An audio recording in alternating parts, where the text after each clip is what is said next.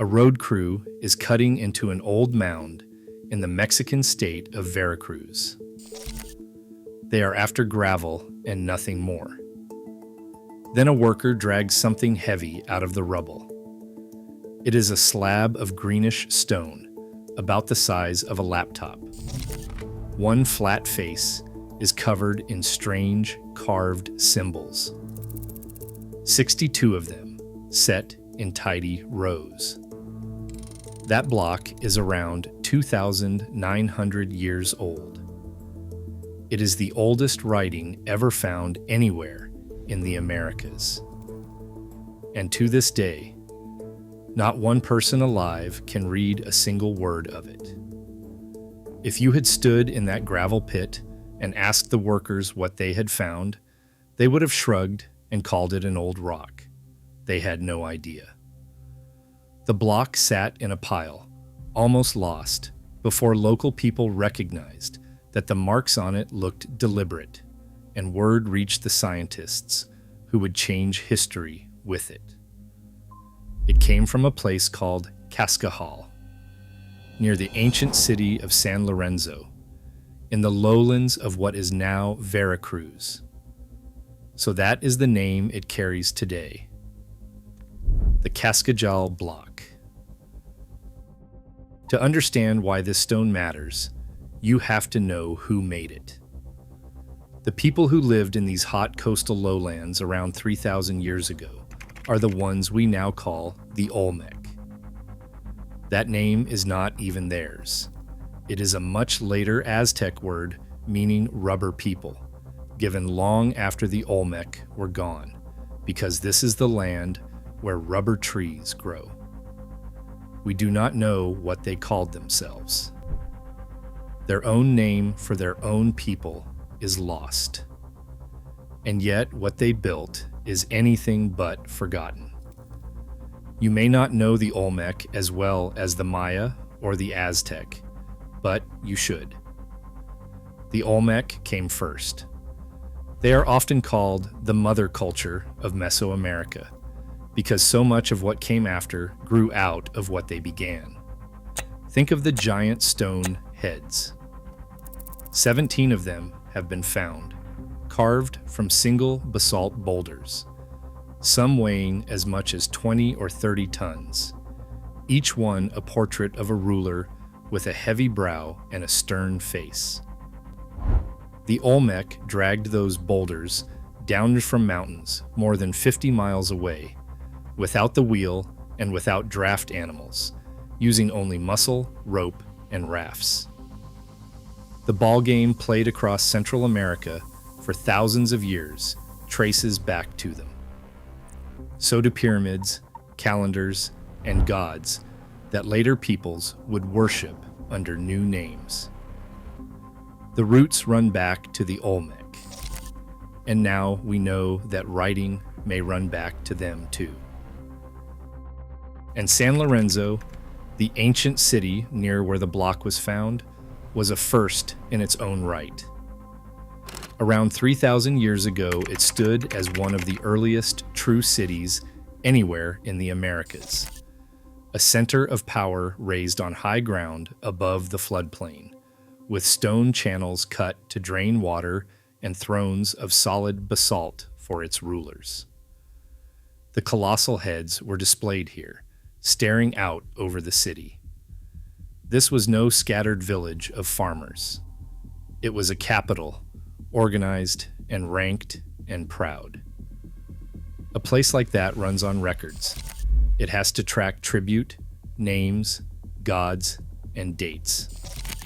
San Lorenzo is exactly the kind of place that would invent writing, because it was exactly the kind of place with things worth writing down. Look closely at the stone itself.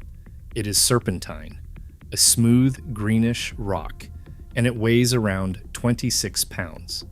One surface was ground flat and polished, like a clean page waiting to be filled.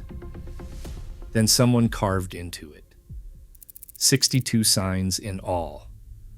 Of those, about 28 are different from one another, and the rest are repeats. Some of the shapes look like things from the Olmec world. An ear of corn, an insect, a throne or a king's mat, a pineapple shape. Others are pure abstraction, lines and loops that match nothing in nature. And the signs repeat. The same symbol shows up again in another spot, in a different group. That repetition is the key to everything. So how do we know this is really writing, and not just decoration or random art? This is the heart of the case. When scholars studied the 62 signs, they found patterns. Certain symbols appear over and over. Some signs seem to travel together, in the same order, the way words do in a sentence. Decoration does not usually behave like that. Language does. When a sign stands for a sound or a word, and you use that word again, you carve the same sign again. The repeating patterns on the Cascajal block are the fingerprint of a true script, a system built to record a spoken language. That is why the researchers who published it in the journal Science back in September of 2006 gave their report a bold title: The Oldest Writing in the New World. There is something else ODD about it, something that sets it apart from every script that came after. The signs run in horizontal rows, side to side, the way these English words run across your screen. That sounds normal to you and me. But it is not how later Mesoamerica wrote. The Maya, the Zapotec, the others, they wrote in columns and blocks, read from top to bottom. The Cascajal block does not follow their rules because it came before their rules existed. It is writing from before the grammar of how to write had even been agreed upon. We may never read it, but the signs themselves drop a few hints about what kind of message it was. Among the 62 are shapes that look like a throne, a king's mat, and a crown, the markers of rulers and of power. Some scholars suspect the block may record something royal, a proclamation, a list of kings, or an offering tied to a ruler's reign. If they are right, then the very first sentence ever written in the Americas was about power, about who ruled and what they claimed. That would make this small green slab not just the oldest writing on this side of the world, but the oldest piece of politics ever carved into stone here. Now put the date in perspective, because this is where the pride comes in. The Cascajal block is around 2,900 years old. That makes it roughly 400 years older than any other writing found in the Americas. When this was carved, the Maya had not yet written a thing. The famous Maya glyphs, the Zapotec script in the valley of Oaxaca, the Isthmian writing of later Veracruz, all of it came centuries afterward. The people of this coast were not following anyone. They were first. They invented the idea of writing on this side of the world, on their own, with no one to copy. If the history they tried to bury is the history you came here for, take a moment and subscribe to Obsidian. This channel is sharper than the empire that tried to bury it, and there is so much more to dig up. And stay close, because the deeper you look at these 62 signs, the more frustrating and the more amazing this block becomes. Step back for a second and think about how rare this really is. In the whole history of the world, writing was invented from scratch only a handful of times. It happened in ancient Sumer, in Mesopotamia. It happened in Egypt. It happened in China. And it happened here, in the Americas, with no contact and no copying from any of the others. Mesoamerica is one of the very few places on Earth where human beings looked at the world and invented the written word entirely on their own. The Cascajal Block is our oldest glimpse of that moment on this continent. It is not a copy of anyone. It is an origin. Here is what makes it amazing. We can see that it is writing. We can see the patterns of a language, but we cannot read it, not one word. The Cascajal script is completely unique. It has no known parent, no older system it grew out of. And it has no known children. No later writing in Mesoamerica clearly descends from it. The Maya glyphs are different. The Zapotec signs are different. This script appears fully formed, and then it vanishes from the record. It is an orphan in the history of writing. And that is the trap. To read a lost language, you usually need a key. The hieroglyphs of Egypt were cracked because of the Rosetta Stone, a single rock that carried the same message in 3 scripts, one of them Greek, which scholars could already read. Match the known to the unknown, and the code breaks open. For the Cascajal Block, there is no Rosetta Stone. There is no second text in a language we know. There is no translation. There is just this one slab, 62 signs, sitting alone across 3,000 years of silence. Without a key, the door stays shut. There is one more strange detail. The flat face of the block looks like it was used more than once. The surface shows signs that it was smoothed down and carved again, the way you might wipe a slate clean and write something new. That suggests this was not a sacred monument meant to last forever.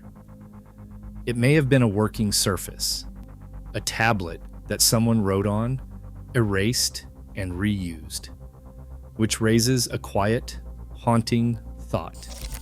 If they were writing things down and wiping them away, then most of what the Olmec ever wrote was never meant to survive. It was written on wood, on bark, on cloth, on surfaces that rotted away in the wet coastal heat thousands of years ago. The Cascajal Block may be the one page that happened to be made of stone. One survivor out of who knows how many thousands of lost words. Now, let me say the honest part, because honesty is the rule. The block was not dug up by archaeologists in a careful excavation. It was pulled from a gravel pit by road workers. That means we date it from the broken pottery and clay figures found in the same pile, which point firmly to the Olmec San Lorenzo period around 900 before the Common Era. A handful of scholars have urged caution because of how it was found, since a piece without a clean archaeological context is always harder to pin down. But most specialists who have studied it accept it as genuine, ancient, and exactly what it appears to be. The first writing of the Americas. And it was not the last word these lands would lose. The story of Mesoamerican writing is, again and again, a story of books that did not make it.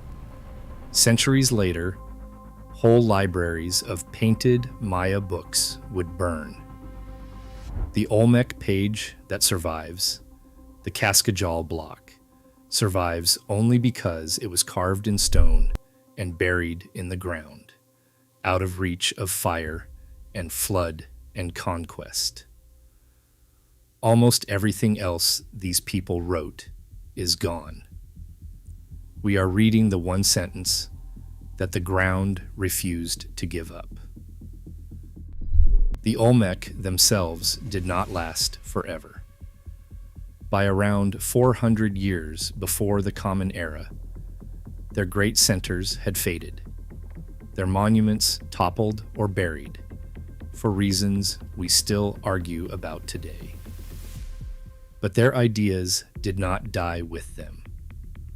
The gods, the ball game, the calendar, the pyramid, and very likely the first seed of writing, all passed on to the peoples who came after, the Maya, the Zapotec, and others, who carried them for another 2,000 years. The Olmec are the quiet root beneath the whole family tree of ancient Mexico. Pull on almost any thread of that history, and it leads back here, to this coast, to these people. So step back and look at what this stone really represents. While empires rose and fell across the ocean, people on the Gulf Coast of what is now Mexico were already carving language into rock. They had something to say important enough to write down.